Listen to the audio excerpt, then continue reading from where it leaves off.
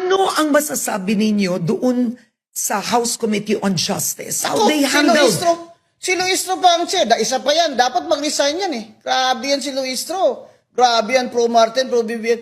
May AX, TAX dahil sa speaker. May ganito, bilyon dahil sa speaker. Kulang lang sabihin, may ulan, may lindol, may baha dahil sa speaker eh. This is the same Congresswoman Luistro who admitted that she hid her husband who was accused of rape. He was accused of rape. Dapat nag-surrender siya. Tingnan mo si Revilla. Di ba nag-surrender siya? Ito, rape ha? Non-bailable. Sabi niya, sa akin yun ang tama eh. Anong klase abogada ka? Abogada ka? Dati ka pa daw fiscal? Accused of rape ang asawa mo, hindi mo pinasurrender? May dapat sa'yo ma-disbar, Congresswoman Luistro? Lumalabas lagi yung fabricated cases of rape ng asawa ko. With the branding that tinago ko ang asawa ko, Yes. I evaded the law. That's what's going around. That here you are holding people to account, and yet you told your husband to hide and not face these charges when they were filed against him. Talaga bang tinago niyo yung asawa niyo? Yes. Tinago ko po ang asawa ko. It is because I needed to step back. Pero ma'am, baka kasuhan kayo ni Congresswoman Luistro of slander right now or libel, destroying her reputation. Congresswoman Luistro! Make my day. Bago po ako magsalita, kino-confirm ko lang po yung sinabi ni Representative Pino. Pero hindi lang po ako, marami kami na maraming congressman dito. Kasama doon, ayoko na lang sabihin kung sino. Madam Speaker, the Committee on Justice committed a grave abuse of discretion in dismissing the Lisa Massa et al. Impeachment complaint against President Marcos. It violated Section 5, Rule 3 of our own impeachment rules, which is very clear. Sufficiency in substance requires only a recital of facts and their nexus to an impeachable offense. Nothing more, no proof yet, no authentication yet, no trial yet. But what did the committee do? It conducted a mini trial. It imposed a higher unauthorized standard demanding personal culpability, sworn proof, and even evidentiary authentication at a stage where the rules do not require them. In doing so, the committee cut off the complainant's right to present evidence and testimony in the proper forum, which is the impeachment hearing. Kaya po hindi na present yung ebidensya. This does not just violate the rules, it undermines the very purpose of impeachment, which is public accountability. When Congress blocks the presentation of evidence, Congress blocks the search of truth. We have seen this pattern before. In the Senate Blue Ribbon Committee, Senator Lacson himself revealed links involving the Bersamins, yet no full investigation followed. The truth was mentioned, then buried. Now we see it again in this House. In the ICI, key commissioners resigned because they knew the truth was being suppressed. When the institutions meant to investigate corruption are prevented from doing their job, resignation becomes a form of protest. And let us be clear, covering up the largest corruption scandal of our time will not protect the economy. It will weaken it. The poorest Filipinos, those already at the margins, will pay the price. At this point, we cannot expect genuine reform from the Marcos administration. They are not addressing the problem. They are only managing the fallout. There is no capacity for self-reflection, no appetite for real reform. The ICI became a talking point. The Independent Commission law became a talking point. The reform agenda became a talking point. The real goal is survival until the end of the term, not improvement, not reform, not accountability. Dribble here, slow roll there, cover up today, paper over tomorrow.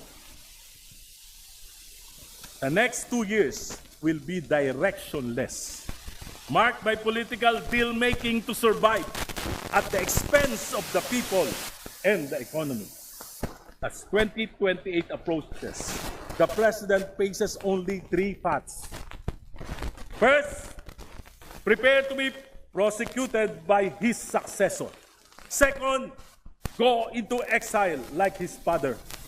Or third, remain in power through chacha or extra-constitutional means, a frightening prospect. That is why I vote no on this committee report. The consequences of this mistake are enormous, not just for impeachment, but for democracy, the economy, and the future of the Filipino people. Thank you, Madam Speaker. Majority Leader. Madam Speaker, I move The Honorable Marcoletas, 2 minutes. Please proceed. Madam Speaker, I timed the explanation of both of the Honorable De Lima, and it took her for 4 minutes and 2 seconds without interruption. May I be accorded the same privilege, Madam Speaker? The gentleman has 2 minutes, and if you need more time, we will cross the Request bridge for when it extension. comes. Thank you. Madam Speaker, my dear colleagues, isang makabuluhang hapon sa ating lahat. Ako po ay bumoboto ng no sa committee report na ito dahil sa pasya ng komite na gawing mahirap para sa ordinaryong mamamayan ang proseso ng impeachment. Ang kanilang pasya ay nagsilbing harang sa halip na mabigyang daan ang pagsagot sa hinaing ng maraming Pilipino laban sa pamumuno ng Pangulo na nagdudulot ng kawalan ng tiwala ng publiko. Ang proseso ng impeachment ay dapat manatiling abot kamay sa ating mga kababayan. Marahil ang isa sa mga pinakasagradong tungkulin ng pamahalaan ay ang magbigay ng patas at walang kinikilingang hustisya para sa lahat ng mga mamamayan nito. Hindi lamang ito kawalan ng panig o neutrality, kung hindi ito ay ang pagpanig sa hustisya mismo. At ang sawari ko'y tila paimbabaw na hustisyang mayroon tayo ngayon ay siyang pinaka nakakabahala. Ibinasura ng komite ang mga impeachment complaint batay sa boto ng mga miyembro nito na insufficient in substance ang mga complaints. This sufficiency in substance requirement is met if there is a recital of facts constituting the offense, charge, and determinative of the jurisdiction of the committee. Sa talakayan pa lang ng komite, hindi na magkasundo ang mga miyembro sa kahulugan ng recital of facts. Ang komite mismo ay hindi magkasundo sa definition ng ultimate facts na siyang mismong usapin sa pagdetermine ng sufficiency in substance. Ang mga nag-endorso ay nagpahayag na dapat ang mga facts, kung ito man ay maging totoo, kapag umabot sa paglilitis na sa impeachment court ay dapat na umayon sa reklamo laban sa impeachable officer. Unfortunately, this line drawn from the discussions reflected a difference in understanding among the members of the Committee on Justice. Mas mainam na sa impeachment court sa Senado, timbangin ang katotohanan at kabuuan ng ebidensya, hindi sa Justice Committee. Masyadong mataas ang requirement na hinihingi ng komite. Inahilin tulad ng komite sa isang legal proceeding ang paghahanap ng statement of facts. Ang naiwang tanong sa usaping ito ay kung in-apply nga ba ng komite ang tamang threshold o standard nung idineklarang hindi sufficient in substance ang mga complaints. Isinantabi ng komite ang mga complaints at kaakibat nito ay isinantabi nila ang pagiging political process ng impeachment na dapat bukas sa lahat sa mga abogado at hindi abogado. Ang pasya ng komite ay walang pagpapahalaga sa tawag ng ordinaryong mamamayan para sa pagpapanagot sa mga public officers. Colleagues, Article 11 of the Constitution vests in this House the solemn duty and the exclusive power to initiate impeachment. That power is not to protect any person. It is to protect the Republic. It is to ensure that when serious charges are pleaded with a factual recital, the constitutional process moves forward to the proper forum where truth can be tested with due process. Let us not adopt a dismissal built on the wrong threshold and let the constitutional process proceed in the matter the Constitution and our own rules command. With this, I vote no on this committee report. Maraming salamat po, Ginang Speaker. Majority Leader. Madam Speaker, I move to recognize the Honorable Antonio Tino to explain his vote. The Honorable Tino has 2 minutes. Please proceed.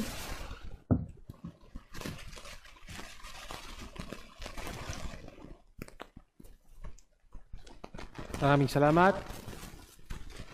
Madam Speaker, bumoto po tayo ng no dahil nakapaloob sa impeachment complaint na aming inendorso ang buong katotohanan na magtatai at magbibigay linaw kung bakit sa ilalim ni Pangulong Bongbong Marcos Jr.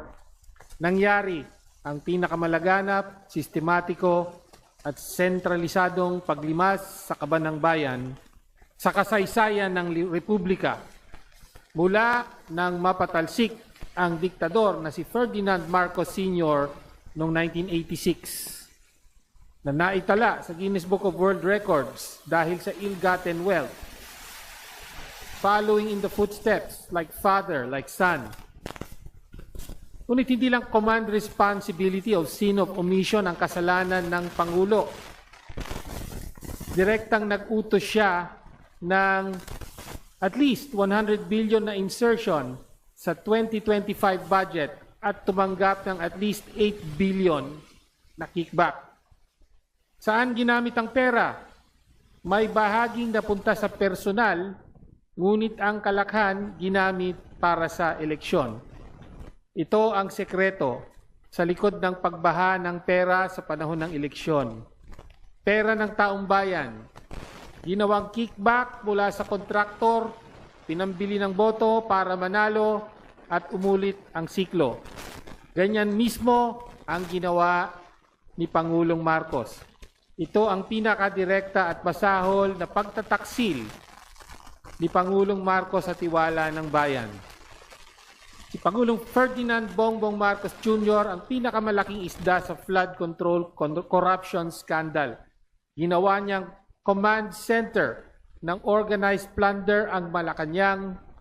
Inagaw niya ang pondo para sa kalusugan ng mamamayan para dalhin sa kickback ng iilan at direktang nag-utos ng 100 bilyong pisong insertion para tumanggap ng kickback. Malubhang pag-abuso ito sa kapangyarihan ng pagkapangulo at pagtaksil sa tiwalang ipinagkaloob sa kanya ng mga Pilipino. Kung hindi man ngayon, hindi matatakasan ni Pangulong Bongbong Marcos Jr. ang araw ng pananagot. Maraming salamat, Madam Speaker. Majority Leader.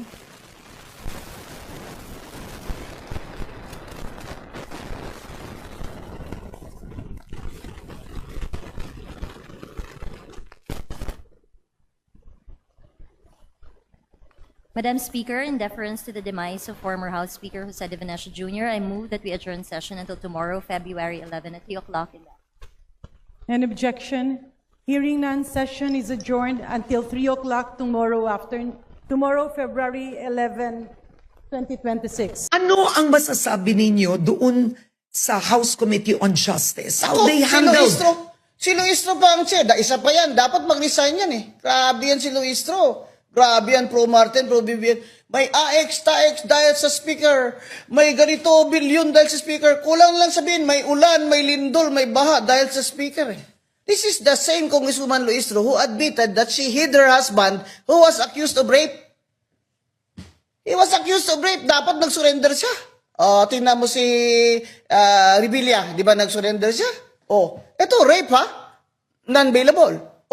Sabi niya, sa akin, yun ang tama eh. Anong klase abogada ka? Abogada ka? Dati ka pa daw piskal? Accused of rape ang asawa mo, hindi mo pinasurrender? May dapat sa'yo ma-disbar, Congresswoman Luistro. Lumalabas lagi yung fabricated cases of rape ng asawa ko. With the branding that tinago ko ang asawa ko, Yes. I evaded the law. That's what's going around. That here you are holding people to account, and yet you told your husband to hide and not face these charges when they were filed against him. Talaga bang tinago niyo yung asawa niyo? Yes. tinago ko po ang asawa ko. It is because I needed to step back.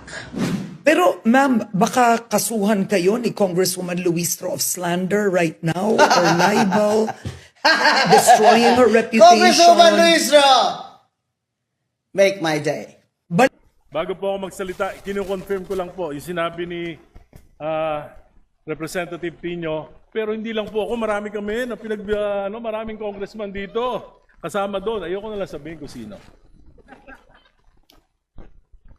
Madam Speaker, the Committee on Justice committed a grave abuse of discretion in dismissing the Lisa Masa et al. Impeachment complaint against President Marcos. It violated Section 5, Rule 3 of our own impeachment rules, which is very clear. Sufficiency in substance requires only a recital of facts and their nexus to an impeachable offense. Nothing more, no proof yet, no authentication yet, no trial yet. But what did the committee do? It conducted a mini trial. It imposed a higher, unauthorized standard demanding personal culpability, sworn proof, and even evidentiary authentication at a stage where the rules do not require them. In doing so, the committee cut off the complainant's right to present evidence and testimony in the proper forum, which is the impeachment hearing. Kaya po hindi na-present yung ebidensya. This does not just violate the rules, it undermines the very purpose of impeachment, which is public accountability. When Congress blocks the presentation of evidence, Congress blocks the search of truth. We have seen this pattern before. In the Senate Blue Ribbon Committee, Senator Lacson himself revealed links involving the Bersamins, yet no full investigation followed. The truth was mentioned, then buried. Now we see it again in this House. In the ICI, key commissioners resigned because they knew the truth was being suppressed. When the institutions meant to investigate corruption are prevented from doing their job, resignation becomes a form of protest. And let us be clear, covering up the largest corruption scandal of our time will not protect the economy. It will weaken it. The poorest Filipinos, those already at the margins, will pay the price. At this point, we cannot expect genuine reform from the Marcos administration. They are not addressing the problem. They are only managing the fallout. There is no capacity for self-reflection, no appetite for real reform. The ICI became a talking point. The Independent Commission law became a talking point. The reform agenda became a talking point. The real goal is survival until the end of the term, not improvement, not reform, not accountability. Dribble here, slow roll there, cover up today, paper over tomorrow.